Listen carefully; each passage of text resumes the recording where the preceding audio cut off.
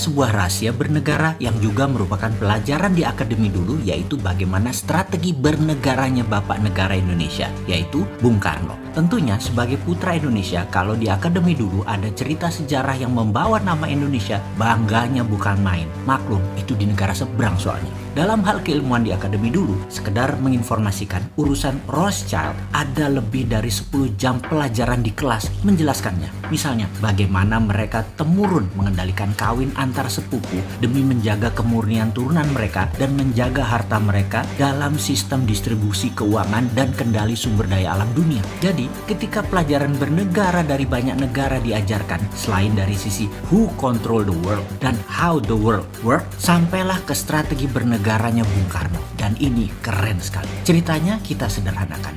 Di dalam membuat mineral 99,9%, misalnya emas, platinum, perak, itu prosesnya dari gunung, batuan atau tanah, diambil, diproses tambang, dimasukkan smelter, di refining, jadilah metal murni. Metal murni dari mineral tambang. Proses membuat 1 kg emas dengan 1 ton emas ya sama saja mata rantainya. Disinilah kejeniusannya Bung Karno dimulai. Dia merasa mengapa harus menunggu mineral metal itu ada dulu baru kita manfaatkan sebagai alat jual beli metal atau alat tawar, dijadikan underlying terbitnya mata uang atau currency. Oleh Bung Karno apa yang dilakukan? Data di gunung, dihitung cost accountingnya, maka diperkirakan misalnya dengan kecepatan 10 tahun nantinya akan dapat 1000 ton emas misalnya. Maka ketimbang nunggu 1000 ton itu ada, rupiah di print saja senilai 1000 ton emas sekarang, di mana modal untuk membuat 1000 ton emas tersebut mulai dari mining proses hingga pemurnian refining katakanlah 30%-nya. Lah,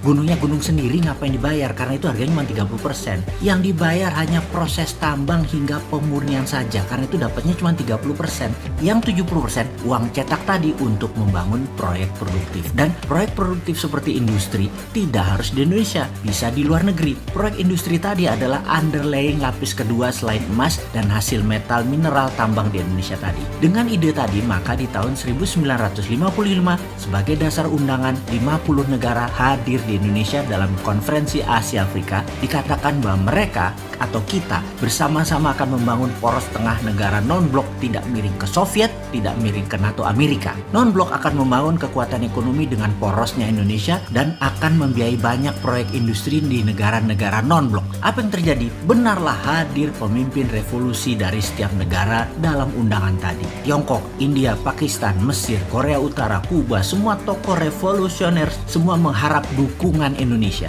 Bayangkan ada Nehru, Gamal Abdul Nasser, Bhutto, Mao, dan tokoh legendaris dunia lainnya hadir di Bandung, kota kecil dari negara yang baru 10 tahun merdeka. Saat itu, ide jenius Bung Karno mempesona dunia. Indonesia akan membiayai negara non-blok ekonominya tadi. Ternyata, Bung Karno hanya pemikir tunggal atau pemikir sendirian. Di dalam negeri dirongrong kelompok-kelompok yang ingin berkuasa seperti kaum nasionalis, kaum sosialis, komunis, terus berada di sekeliling Bung Karno untuk dapat mempengaruhi kebijakan politik Bung Karno. Kaum Nasakom itu dirangkul oleh Bung Karno. Inilah yang membuat gonjang-ganjing politik nasional kala itu. Di dunia, kekuatan diplomasi dan manuver rupiah sebagai kekuatan ekonomi belum digarap sempurna. Geoekonomi belum tergarap cantik. Jadinya, beliau selesai dengan kudeta cantik di tahun 1966 yang selanjutnya sahabat tahu ceritanya. Pelajaran sejarah di akademi berhenti di cerita tersebut. Namun dunia tidak berhenti di situ. Tiongkok mengambil ide Bung Karno. Mereka tanpa jaminan sumber alam mineral metal berani melawan hegemoni negara superpower di tahun 90-an, di mana Amerika lagi fokus di Timur Tengah untuk mengambil energi minyak dan gas. Tiongkok printing renminbi berdasarkan industri dalam negeri. Dalam 20 tahun underlying mereka kuat dan mulailah ekspansi ke luar negeri, meminjamkan renminbi cetakan yang banyak ke negara luar dengan nama obor, One Belt, One Road. Lebih sempurna rencana Tiongkok bukan hanya meminjamkan renminbi, tetapi juga teknologi, peralatan permesinan, tenaga kerja, semua harus dari Tiongkok. Sempurna rencana mereka jauh lebih baik daripada rencana awal Bung Karno. Ide Bung Karno jenius, tapi anak cucu dan putra para bangsa nggak paham akan geopolitiknya Bung Karno. Strateginya mudah dibaca waktu itu dan mudah dipatahkan karena Bung Karno sendirian. Sekarang, mengapa kita tidak sempurnakan lagi ide Bung Karno, ide Patih Gajah Mada, ide Tiongkok dengan menggunakan sumber daya alam dan rupiah? Beranikah kita melakukannya? Sekarang kita tidak boleh terjebak obor Tiongkok lagi dan permainan hutang serta bunga IMF Amerika. Kita harus bermain cantik di antara dua kekuatan. Dengan kekuatan mineral road, kita mengingatkan jangan miring ke Amerika, jangan miring ke Tiongkok. Saat ini kita miring ke salah satu sisi. Kita tidak netral lagi. Kita bisa dilihat menyalahi amanah undang-undang sebagai negara netral, negara bebas aktif. Dan informasi ini hanya mengingatkan, gunakan lebih dari satu hati di dalam mengelola negara. Hati-hati.